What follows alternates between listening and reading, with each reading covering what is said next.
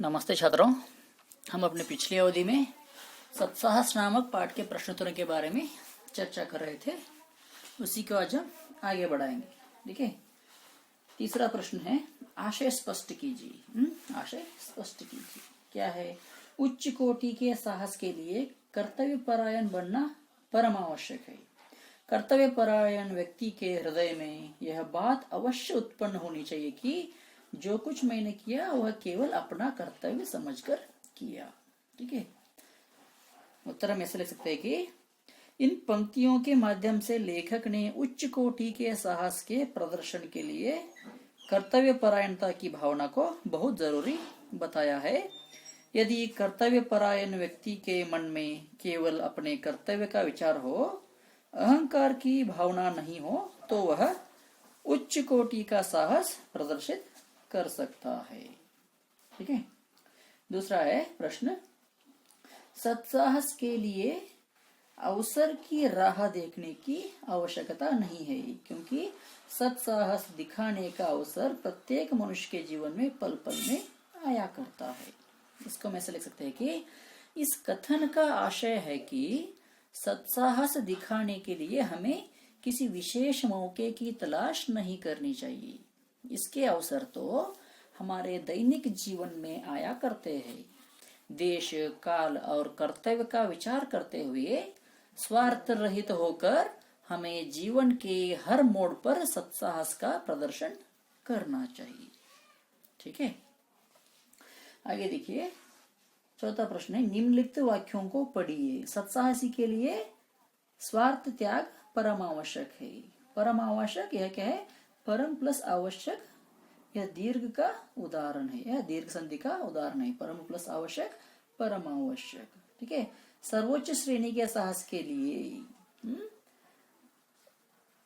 सर्व plus उच्च सर्वोच्च। ठीक है, असामान्य साहस प्रकट करने में सदा आत्मोत्सर्ग नहीं होता। यहाँ पे सर्व उच्च और आत्म और उत्सर्ग, ये दोनों क्या है? गुण संधि के उदाहरण है। दीर्घ संधि और गुण संधि के बारे में आप पहले विस्तार से पढ़ चुके हैं। निम्नलिखित शब्दों का संधि विच्छेद कीजिए। निम्नलिखित जो शब्द दिए गए उनको क्या करना है? संधि विच्छेद करना है। परोपकार, इसको कैसे विच्छेद कर सकते हैं? पर प्लस उपकार, परोपकार। ठीक है, विद्यालय, विद्यालय, विद्या प्लस आलय, विद्यालय। नेक्स्ट है शिक्षार्थी, शिक्षा प्लस अर्थी, शिक्षार्थी। आगे है पुरुषोत्तम, पुरुष प्लस उत्तम, पुरुषोत्तम। नेक्स्ट है देवर्षि, देव प्लस ऋषि, देवर्षि। अगला है हिमालय, हिम प्लस आलय, हिमालय। नेक्स्ट है धनोपार्जन, धन प्लस उपार्जन, धनोपार्जन। अगला है महेश्वर, महा प्लस ईश्वर, महेश्वर। नेक्स्ट है पुस्तकालय, पुस्तक प्लस आलय, पुस्तकालय। और अगला है हितोपदेश, हित प्लस उपदेश, हितोपदेश। ठीक है, ये क्या हो गए? संधि विच्छेद हो गए। अगला प्रश्न देखिए, आप पढ़ चुके हैं कि संज्ञा या सर्वनाम की विशेषता प्रकट करने वाले शब्दों को विशेषण कहते हैं। संज्ञा या सर्वनाम की विशेषता को प्रकट करने वाले शब्दों को हम क्या कहते हैं? विशेषण कहते हैं। आइए अब विशेषण के भेदों के बारे में जाने। विशेषण के 4 भेद है। कौन कौन से? गुणवाचक विशेषण, संख्यावाचक विशेषण, परिमाणवाचक विशेषण और सार्वनामिक विशेषण। ठीक है, यहाँ पे गुणवाचक विशेषण के बारे में बताया है। ये संज्ञा या सर्वनाम शब्दों के गुण, दोष, आकार, रंग, स्वाद, दशा आदि विशेषताओं को प्रकट करते हैं। जैसे ईमानदार, चतुर, दुष्ट, छोटा, बड़ा, पीला, लाल, खट्टा, मीठा, स्वस्थ, बीमार, आलसी। ये सभी क्या है? जो गुणवाचक विशेषण के लिए उदाहरण है। आगे है संख्यावाचक विशेषण। इन शब्दों से संज्ञा या सर्वनाम शब्दों की संख्या का पता चलता है। यहाँ पे संख्या का पता चलता है, जैसे 2, 4, कुछ, दूसरा, अधिक, अनेक।